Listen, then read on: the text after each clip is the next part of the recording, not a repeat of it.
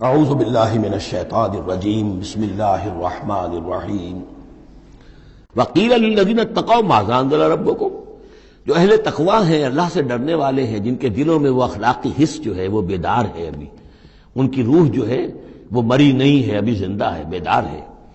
جب ان سے پوچھا جاتا ہے ماذا انزل ربکم، یہ کیا نازل کیا آپ کے پروردگار نے، جو محمد جو سنا رہے ہیں کلام، یہ کیسا ہے؟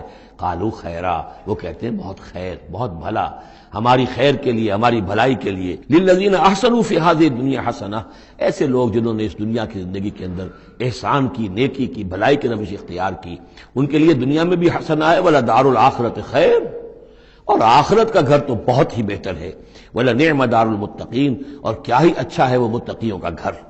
جنات عدن يدخلونها، وہ تو ریزیڈینشل گارڈنز ہوں گے، رہنے والے باغات ہوں گے جن میں وہ داخل ہوں گے، تجری من تحتها الانہار، ان کے دامن میں ندیاں بہتی ہوں گی، لہم فیہا ما یشاؤون، اور ان کے لیے وہاں ہر وہ شے ہوگی جو وہ چاہیں گے۔ کذالک یجزی اللہ المتقین، اس طرح اللہ بدلہ دے گا اپنے متقی بندوں کو۔ الذین تتوفاہم الملائکۃ الطیبین، جن لوگوں کو جب فرشتے جو ہیں جب قبض کریں گے ان کی روحیں، تو وہ کریں گے کہ وہ بہت ستھری ہوں گی، روحیں بھی ستھری ہیں اور ان کی زندگیاں پاک و صاف ہیں۔ یقولون سلام علیکم، تو فرشتے خود ان سے کہیں گے آپ پر سلام ہو، ادخلوا الجنہ، جنت میں داخل ہو جائیے، بما کنتم تعملون، اپنے اعمال کے نتیجے میں۔ هل ينظرون الا ان تاتيهم الملائکۃ، تو اب یہ کس شے کے منتظر ہیں سوائے اس کے کہ فرشتے آ جائیں آدم کے، اور یاتی امر ربک، یا آپ کے رب کا فیصلہ آ جائے۔ یعنی یہ قریش جو ہیں، آپ ان کو دعوت دے رہے ہیں، سمجھا رہے ہیں، قرآن 2/3 نازل ہو چکا ہے، یہ سب کچھ سن کر جو ابھی کس چیز کے منتظر ہیں؟ اب تو پھر آخری بات یہی رہ گئی ہے کہ فیصلے کا دن آ جائے، فرشتے آ جائیں، آپ کا رب آ جائے، وجاء ربک والملک صفا صفا وجیء یومئذ بجہنم یومئذ یتذکر الانسان وانى له الذکریٰ، اس دن ان کے ہوش آئیں گے، انہیں ہوش آئے گا، اور اس دن کا ہوش آنا کس فائدے کا؟ فَهَلْ يَنظُرُونَ إِلَّا أَن تَأْتِيَهُمُ الْمَلَائِكَةُ، تو کس چیز کے منتظر ہیں یہ سوائے اس کے کہ آ جائیں ان کے اوپر فرشتے، اور یاتی امر ربک، یا آپ کے رب کا کوئی فیصلہ آ جائے۔ کذالک فعل الذین من قبلہم، یہی روش اختیار کی تھی انہوں نے بھی جو ان سے پہلے تھے۔ وما ظلمہم اللہ، اللہ نے ان پر ظلم نہیں کیا، قوم عاد پر، ثمود پر اللہ نے ظلم نہیں کیا، ولکن کانوا انفسہم یظلمون، وہ خود اپنی جانوں پر ظلم کر رہے تھے۔ فاصابہم السیئات ما عملوا، پھر ان پر واقع ہو کر رہیں وہ ساری برائیاں جو ان کے عمل کی تھیں، یعنی جو بھی انہیں بری سزا ملنی ہے وہ پاداش ہے ان کے برے اعمال کی۔ وحاق بہم، اور وہی شے جو ہے اس نے ان کو گھیر لیا، ما کانوا بہ یستہزئون، جس کا کہ وہ استہزاء کیا کرتے تھے، مذاق اڑایا کرتے تھے۔ وقال الذین اشرکوا لو شاء اللہ ما عبدنا من دونہ من شیء، اور کہتے ہیں یہ مشرک لوگ اگر اللہ چاہتا تو ہم اللہ کے سوا کسی کی پوجا نہ کرتے۔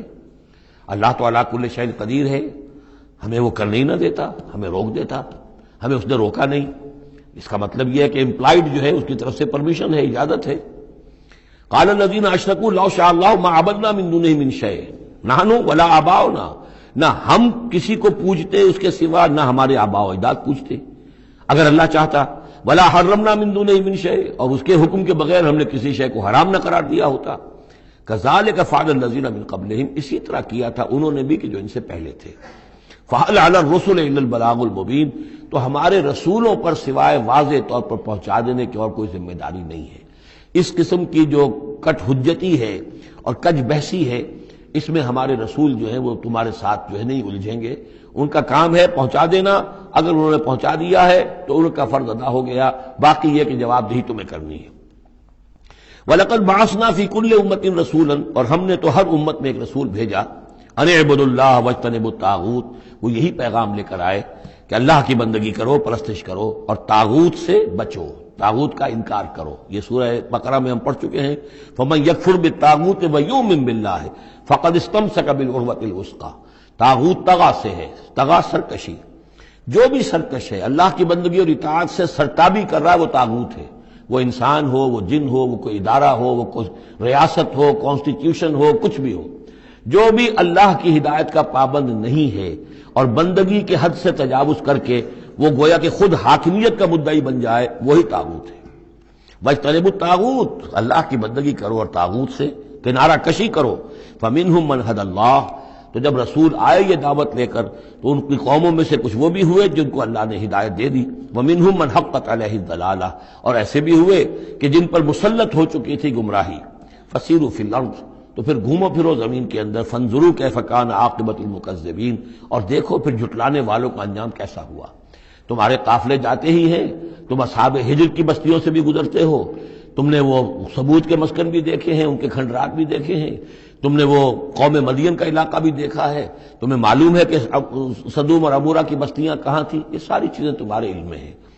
ان تحرص علی ہداہم، اے نبی صلی اللہ علیہ وسلم، اگر آپ کو بہت حرص ہے، بڑی خواہش ہے، بڑی آرزو اور تمنا ہے کہ یہ ہدایت پر آ جائیں، فإن اللہ لا یہدی من یضل، تو سن لیجئے اللہ ہدایت نہیں دیتا جس کی گمراہی پر اس کا فیصلہ ثبت ہو چکا ہو۔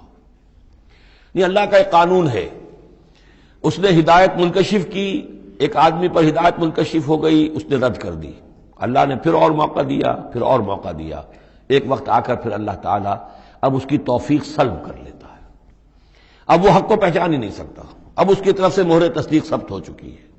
اس کے بارے میں تو ختم اللہ علی قلوبہم وعلی سمعہم وعلی ابصارہم غشاوہ۔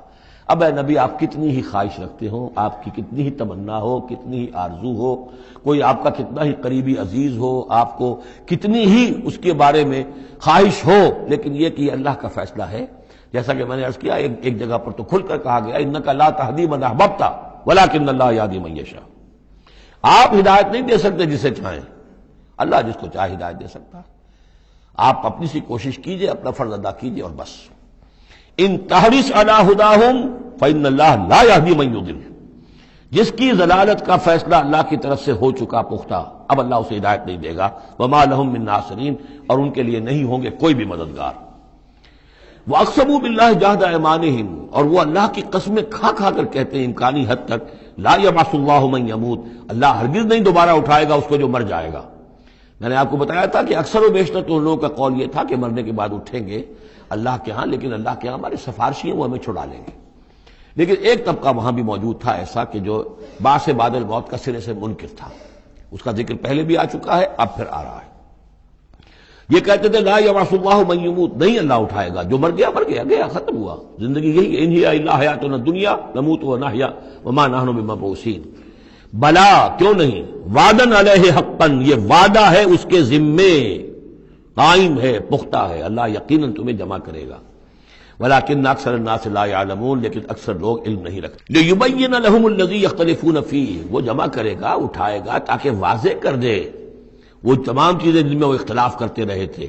وَلِيَعْلَمَ الَّذِينَ كَفَرُوا أَنَّهُمْ كَانُوا كَاذِبِينَ، اور تاکہ پوری طرح جان لے یہ کافر کہ واقعی وہی جھوٹے تھے، جب انہوں نے جھٹلایا تھا نبیوں کو تو حقیقت میں جھوٹے وہ خود تھے۔ صدق اللہ العظیم۔